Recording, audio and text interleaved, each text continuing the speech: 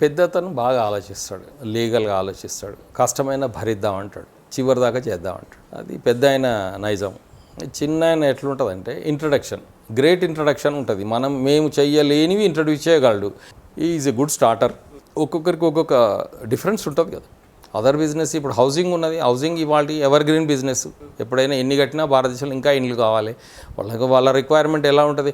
ఇప్పుడు 10,000 ఎస్ఎఫ్టీకి ఒక ఫ్లాట్ అంటే 10,000 ఎస్ఎఫ్టీ ఫ్లాట్ హైదరాబాద్లో ఎన్ని ఉంటాయో 1000 ఉంటాయి. అట్లా కాదు కదా. కామన్ మ్యాన్కి అవసరమయ్యే ఇండ్లు కడితే ఎన్నడైనా పోతాయి. వచ్చే దాంట్లో ఖర్చులు పోగా 10% లాభంతో చాలు అనుకోండి. ఆయన 5,000 ఎస్ఎఫ్టీ అమ్మి నేను 5,000 ఎస్ఎఫ్టీ అని ఎందుకు అమ్మాలి? నాకు 3,000 వర్కౌట్ అయింది, నాకు 10-20% చాలు అనుకో. నేను కాక ముందుకు పోయాను అనుకో, ఈజీగా మార్కెటింగ్ అవుతుంది. నా పాలసీ అయితే ఎప్పుడు అంతే, అట్లే అమ్మినా. నేను 500 అమ్మేటప్పుడు నేను 400 అమ్మినా. కాబట్టి ఒక మిడిల్ క్లాస్ కానీ బిలో మిడిల్ క్లాస్ కానీ వాళ్ళ హౌసింగ్ చేసేటప్పుడు వాళ్ళకు మార్కెట్ ఇబ్బంది ఉండదు. వాళ్ళు తప్పకుండా ఆ సెక్టర్ ఎక్కువ ఉంటారు.